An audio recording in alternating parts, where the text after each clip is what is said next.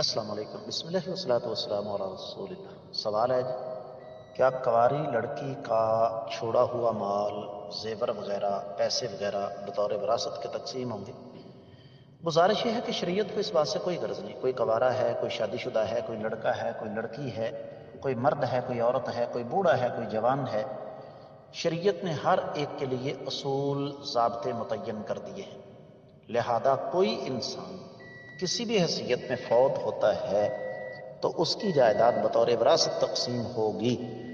اب وہ تقسیم کیسے ہوگی، یہ اس کے ورثاء کی تعداد اور اس کے رشتوں پر انحصار ہے اس کا، کہ کون کون سے اس کے اعزاء اقربا اس کی وفات کے وقت زندہ تھے اور کس کو کتنا حصہ ملے گا۔ یہ پھر آگے پوری کی پوری تفصیلات ہیں، کیونکہ وراثت یہ کوئی عام معاملہ نہیں ہے، اس کے لیے باقاعدہ جمع تفریق ہوتی ہے، ہر ایک وارث کو کتنا حصہ ملتا ہے، وہ ساری کی ساری تفصیلات جب تک معلوم نہیں ہوں گی تب تک حصہ تقسیم نہیں ہوگا۔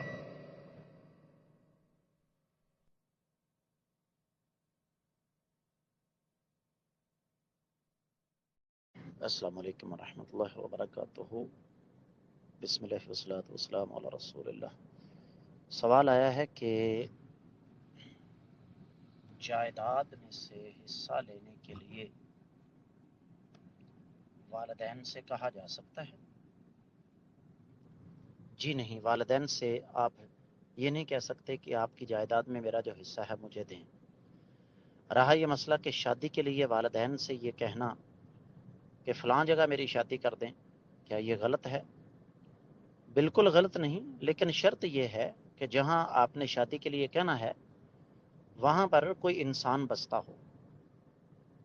ہمارے ہاں والدین سے جب اس قسم کا مطالبہ کرنے کی بات ہوتی ہے نا، تو اس کی بنیاد صرف جذبات ہوتے ہیں، حقائق نہیں، ہوس ہوتی ہے۔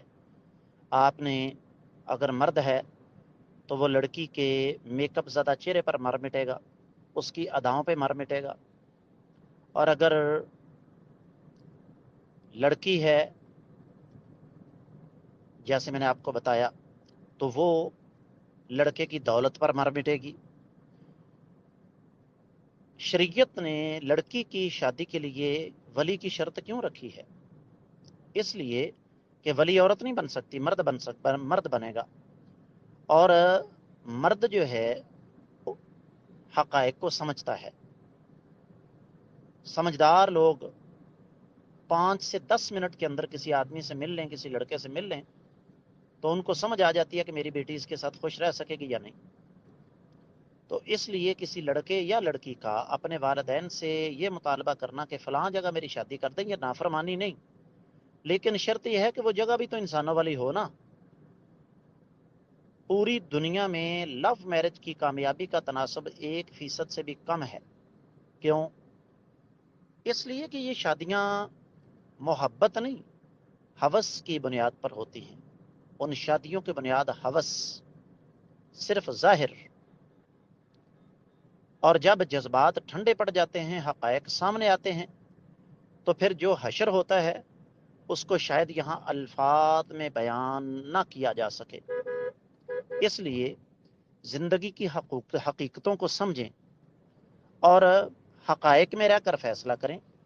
محض جذبات کی بنیاد پر یہ نہ کہیں کہ جی ہم مطالبہ کرتے ہیں، والدین گستاخی کا فتویٰ لگاتے ہیں۔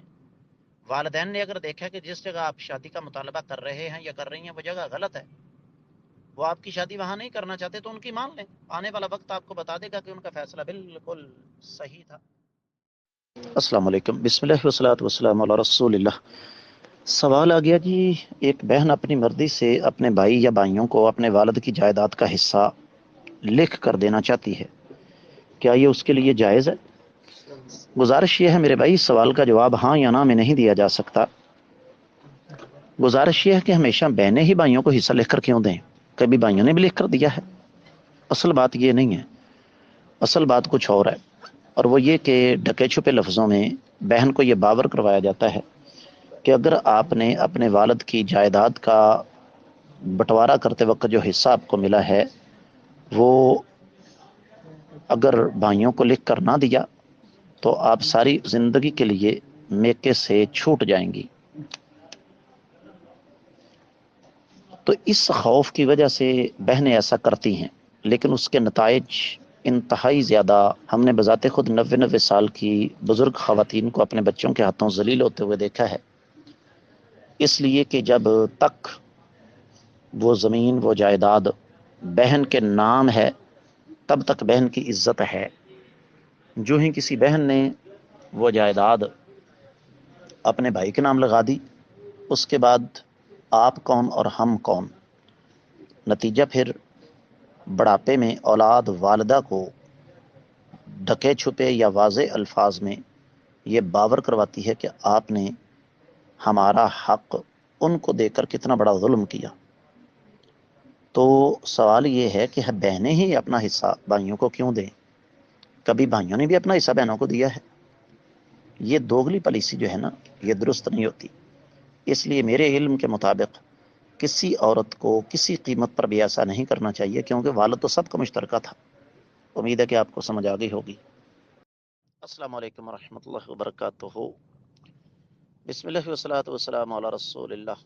سوال آیا ہے کہ کسی خاتون کے نام کوئی جائیداد ہے جو وہ اپنے بچے کے نام کرنا چاہتی ہیں. غالباً خاتون بیوہ ہیں، سسرال والوں کا رویہ صحیح نہیں، تو وہ یہ چاہتی ہیں کہ سسرال والوں کو محروم کر دیا جائے. کیا یہ درست ہوگا؟ بالکل غلط ہے جی. گزارش یہ ہے کہ سسرال والوں کا غلط رویہ وہ ان کا درد سر، ہمارا مسئلہ نہیں ہے. اگر ہم نے آخرت کے بدلے دنیا میں لینا شروع کر دیے تو ہم نے اللہ تعالیٰ کی ذات کی تو نفی کر دی نا. دوسری بات، جائیداد اگر وہ بچے کے نام کرتی ہے تو دوسرے لفظوں میں وہ وارث کے نام وصیت کر رہی ہے، جبکہ حدیث میں واضح طور پر الفاظ ہیں لا وصیت لوارث، وارث کے حق میں وصیت نہیں ہو سکتی. ہم زندہ ہیں، کل کو ہم نہیں رہیں گے. ہم نے قبروں سے اٹھ کر آ کر دیکھنا نہیں کہ ہمارے ورثاء کے ساتھ کیا ہو رہا ہے. اگر وہ سونے کا نوالا کھا رہے ہوں گے ہم تب بھی کچھ نہیں کر سکتے، اور اگر وہ ٹینٹ کناتوں میں رہ رہے ہوں گے، قسم پرسی کے حالات سے دو چار ہوں گے، ہم تب بھی کچھ نہیں کر سکیں گے. اس خاتون کو ان معاملات پر غور کرنے کی بجائے اپنے بچے کی تربیت پر، تعلیم نہیں، تعلیم تو ہر کوئی دلوا لیتا ہے، تربیت پر خصوصی توجہ دینی چاہیے، اور وہ بھی دینی تربیت پر، تاکہ وہ بچہ اس کے لیے صدقہ جاریہ بن سکے. یہ ہماری بد نصیبی ہے کہ ہم ان پہلوؤں پر غور نہیں کرتے کہ بچے ہمارے بعد ہمارا صدقہ جاریہ بنے گی، یعنی جائیدادوں کی فکر پڑ جاتی ہے. امید ہے کہ انشاءاللہ آپ کو سمجھ آ گئی ہوگی. واللہ تعالی اعلم. السلام علیکم، بسم اللہ والصلاۃ والسلام علی رسول اللہ. سوال آگا جی، کیا وراثتی زمین کو بیچنا گناہ ہے؟ بالکل کوئی گناہ نہیں میرے عزیز. میں یا آپ پلاٹ لیتے ہیں مکان بنانے کے لیے، تو کیا خیال ہے وہ کسی نہ کسی کی وراثت تو ہو گئی. یہ اصول خلاف شریعت تو ہے ہی، یہ خلاف عقل بھی ہے. فرض کیجئے اللہ تعالیٰ آپ کو یا مجھے 4 پیسے عطا فرماتے ہیں، اور ہم یہ چاہتے ہیں کہ اس سے ذمہ دارہ کیا جائے، اور مجھے 2 4 10 20 50 ایکڑ زمین کی ضرورت ہے. وہ کسی نہ کسی کی وراثتی تو ہوگی نا. اور اگر یہ اصول عام کر دیا جائے تو پھر تو زمین بک سکتی ہی نہیں ہے کہیں پہ، زمین کا کاروبار ہی سارا ٹھپ ہو جائے گا. امید ہے کہ انشاءاللہ آپ کو سمجھ آ گئی ہوگی. واللہ تعالی اعلم.